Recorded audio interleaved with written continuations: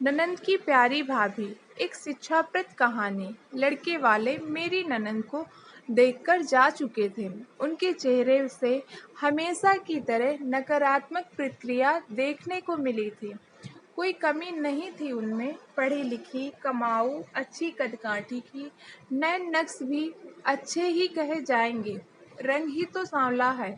नकारात्मक उत्तर मिलने पर सब यही सोचकर संतोष कर लेते कि जब कुदरत चाहेगी तभी रिश्ता तय होगा। लेकिन दीदी बेचारी बुझ सी जाती। उम्र भी तो कोई चीज होती है।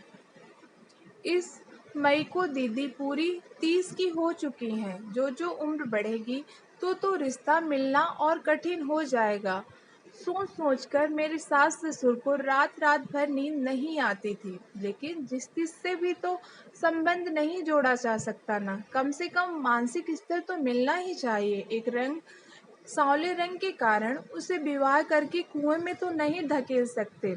सोचकर सास ससुर अपने मन को समझाते रहते। मेरे पति दीदी से साल भर छोटे थे, लेकिन जब दीदी का रिश्ता किसी तरह भी होने में नहीं आ रहा था तो मेरे सास ससुर ने अपने बेटे मयंक का विवाह करना पड़ा था। मेरे पति मयंक अपने दीदी को बहुत प्यार करते थे। आखिर क्यों नहीं करते? थी भी तो बहुत अच्छी, पढ़ी लिखी और उतनी ऊंची पोस्ट पर कि घर के सभी उनका बहुत सम्मान करते थे। मयंक ने मुझे विवाह के तुरंत बाद ही समझा दिया था कि उन्हें कभी ये महसूस न होने दूं कि वो इस घर पर बोझ हैं। उनके सम्मान को कोई कभी ठेस नहीं पहुंचनी चाहिए। इसलिए कोई भी निर्णय लेते समय सबसे पहले उनसे सलाह ली जाती। वो भी हमारा बहुत ख्याल रखती थी। मैं अपनी माँ की इकलौती बेटी थी, इसलिए उनको पाकर मुझे लगा जैसे मुझे बड़ी बहन मिल गई है। एक बार मयंक ऑफिस टूर पर गए थे। रात काफी हो चुकी थी। सास ससुर भी गहरी नींद में सो गए थे, लेकिन दीदी अभी ऑफिस से नहीं लौटी थी। चिंता के कारण मुझे नींद नहीं आ रही थी। तभी कार के हॉर्न की आवाज सुनाई दी। मैंने खिड़की से झांककर देखा। दीदी कार से उतर रही थी। उनके बगल में कोई पुरुष बैठा था। कुछ अजीब सा लगा कि हमेशा तो ऑफिस की कैब उन्हें छोड़ने आती है। आज कैब के स्थान पर कार में उन्हें कौन छोड़ने आया है? मुझे जागता देखकर उन्होंने पूछा, सोई नहीं अभी तक? आपका इंतजार कर रही थी। आपके घर लौटने से पहले मुझे नींद कैसे आ सकती, मेरी अच्छी दीदी? मैंने उनके गले में बाहें डालते हुए उनके चेहरे पर खोजी नजर डालते हुए कहा, आपके लिए खाना लगा दूं? नहीं, आज ऑफिस में खाना खा लिया था। अब तू जाकर सो। गुड नाइट दीदी, मैंने कहा और सोने चली आई। सुबह 6 बजे आंख खुली तो देखा दीदी ऑफिस के लिए तैयार हो गई थी। मैंने कहा, क्या बात है दीदी, आज जल्दी? मेरी बात पूरी होने से पहले वो बोली, हाँ आज ज़रूरी मीटिंग है, इसीलिए जल्दी जाना है। नाश्ता ऑफिस में कर लूँगी, देर हो रही है, बाय।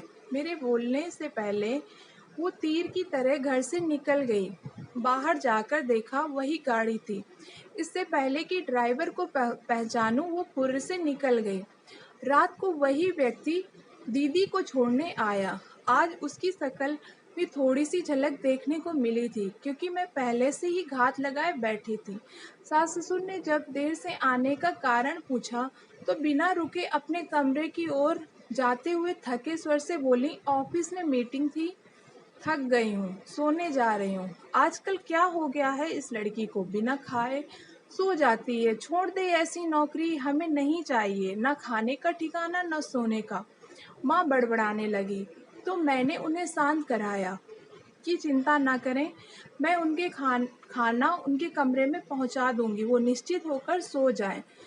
मैं खाना लेकर उनके कमरे में गई तो देखा कि वो फ़ोन पर किसी से बात कर रही थी। मुझे देखते ही फ़ोन काट दिया। मेरे अनुरोध करने पर उन्होंने थोड़ा-सा खाया। खाना खाते हुए मैंने पाया कि पहले के विपरीत अपनी आँखें चुराते हुए खाने को जैसे निगल रही थीं। कुछ भी पूछना उचित नहीं लगा। उनके बर्तन उनके लाख मना करने पर भी मैं उठाकर लौट आई। रात को सभी गहरी नींद में सो रहे थे कि अचानक दीदी के कमरे से उल्टी करने की आवाज़ें आने लगी। मैं उनके कमरे की तरफ लपकी। वो कुर्सी पर निठाल पड़ी थी। मैंने उनके माथे पर हाथ फेरते हुए कहा, क्या बात है दीदी? ऐसा तो हमने कुछ खाया नहीं है। आपको नुकसान करे फिर बदहजमी कैसे हो गई आपको? फिर अचानक मेरा माथा ठनका कि कहीं दीदी। मैंने उनके दोनों कंधे हिलाते हुए कहा, दीदी कहीं आपका बॉस सच बताओ दीदी, इसलिए आप इतनी सुस्त हैं, बताओ ना दीदी, मुझसे कुछ मत छिपाइए, मैं किसी को नहीं बताऊंगी, मेरा विश्वास करो। मेरा प्यार भरा स्पर्श पाकर, सांत्वना भरे शब्द सुनकर वो मुझसे लिपटकर फूट फूट कर रोने लगी और सकारात्मकता से सिर हिलाने लगी। मैं सकते में आ गई कि कहीं ऐसी परिस्थिति ना हो गई हो कि अबॉर्शन भी ना कराया जा सके। मैंने कहा, दीदी आप बिल्कुल ना घबराएं, मैं आपकी पूरी मदद करूंगी, बस आप सारी बात मुझे सुना दीजिए। ज़रूर उसने आपको धोखा दिया है, दीदी ने धीरे धीरे कहना शुरू किया। ये बॉस नए नए ट्रांसफ़र होकर मेरे ऑफिस में आए थे। आते ही उन्होंने मेरे में रुचि लेनी शुरू कर दी और एक दिन बोले कि उनकी पत्नी की मृत्यु 2 साल पहले ही हुई है। घर उनको खाने को दौड़ता है, अकेलेपन से घबरा गए हैं। क्या मैं उनके जीवन के खालीपन को भरना चाहूँगी? मैंने सोचा शादी तो मुझे करनी ही है, इसीलिए मैंने उनके प्रस्ताव को स्वीकृति दे दी। मैंने उनसे कहा कि वो मेरे मम्मी-पापा से मिल लें। उन्होंने कहा कि ठीक है, वो जल्दी ही घर आएँगे। मैं बहुत खुश थी कि चलो मेरी शादी को लेकर घर में सब बहुत परेशान हैं।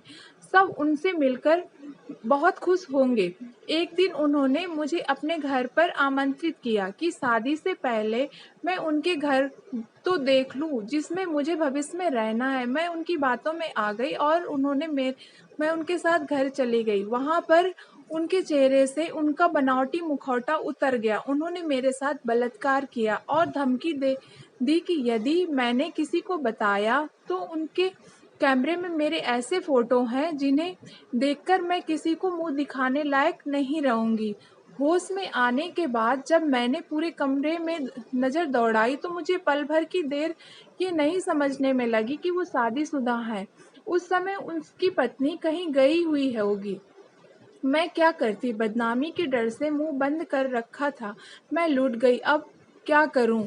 कहकर फिर फूट-फूट कर रोने लगी। तब मैंने उनको अपने से लिपटाते हुए कहा, आप चिंता ना करें दीदी, अब देखती हूँ कि वो कैसे आपको ब्लैकमेल करता है। सबसे पहले मेरी फ्रेंड डॉक्टर के पास जाकर अबॉर्शन की बात करते हैं।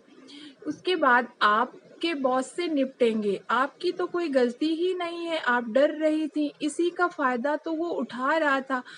अब आप निश्चित होकर सो जाइए, मैं हूँ ना, आज मैं आपके कमरे में ही सोती हूँ। और फिर मैंने मन ही मन सोचा कि अच्छा है पति बाहर गए हैं और सास-ससुर का कमरा दूर होने के कारण आवाज़ से उनकी नींद नहीं खुली। थोड़ी ही देर में दोनों की गहरी नींद में आ घेरा। अगले दिन दोनों ननद-भाभी किसी फ्रेंड के घर जाने का बहाना करके डॉक्टर के पास जाने के लिए निकले। डॉक्टर चेकअप करके बोले, यदि 1 हफ्ता और निकल जाता तो अबॉर्शन करवाना खतरनाक हो जाता। आप सही समय पर आ गए हैं। मैंने भाव वित्रेक से अपनी डॉक्टर फ्रेंड को गले से लगा लिया। वो बोली, सरिता तुम्हें पता है ऐसे कई केस रोज मेरे पास आते हैं। भोली भाली लड़कियों को ये दरिंदे अपने जाल में फंसा लेते हैं और वो बदनामी के डर से सहती रहती हैं। लेकिन तुम तो स्कूल के ज़माने से ही बड़ी हिम्मत वाली हो। याद है वो अमित जिसने तुम्हें तंग करने की कोशिश की थी? तब तुमने प्रिंसिपल से शिकायत करके उसे स्कूल से निकलवा कर ही दम लिया था। अरे विनीता, तुझे अभी तक याद है? सच में भी वो क्या दिन थे। और फिर दोनों खिलखिलाकर हंस पड़ी। दीदी के चेहरे पर भी आज बहुत दिनों बाद मुस्कुराहट दिखाई दी। अबॉर्शन हो गया। 1 हफ्ता बाद हम योजना अनुसार बॉस की पत्नी से मिलने के लिए गए। उनको उनके पति का सारा कच्चा चिट्ठा बयान किया। वो हैरान होते हुए बोली, इन्होंने यहाँ भी नाटक शुरू कर दिया। लखनऊ से तो किसी तरह ट्रांसफ़र करवा कर यहाँ आए हैं कि शायद शहर बदलने से ये कुछ सुधर जाए, लेकिन कोई कहते हुए वो रुआसी हो गई। हम उनकी बातें सुनकर अवाक रह गए। सोचने लगे कि इससे पहले न जाने कितनी लड़कियों को उसने बर्बाद किया होगा। उससे उसकी पत्नी ने फिर कहना शुरू किया कि अब मैं इन्हें माफ़ नहीं करूँगी, सज़ा दिलवाकर ही रहूँगी। चलो पुलिस स्टेशन चलते हैं, इनको इनके किए की सज़ा मिलनी ही चाहिए।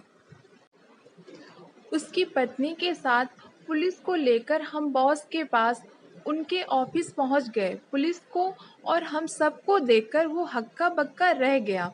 ऑफिस सहकर्मी भी सकते में आ गए। उनमें से एक लड़की भी आकर हमारे साथ खड़ी हो गई। उसने भी कहा कि उन्होंने उसके साथ भी दुर्व्यवहार किया है। पुलिस ने उन्हें अरेस्ट किया। घर आकर मैंने सास-ससुर को कुछ नहीं बताया।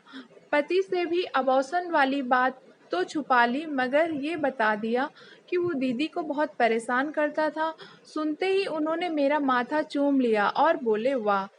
मुझे तुम पर गर्व है। तुमने मेरी बहन को किसी के चुंगल से बचने से बचा लिया। बीवी हो तो ऐसी। उनकी बात सुनकर हम ननंद भाभी दोनों एक दूसरे को देखकर मुस्कुरा दिए। दोस्तों, आपको ये कहानी पसंद आई हो तो प्लीज़ लाइक करना और सब्सक्राइब करना।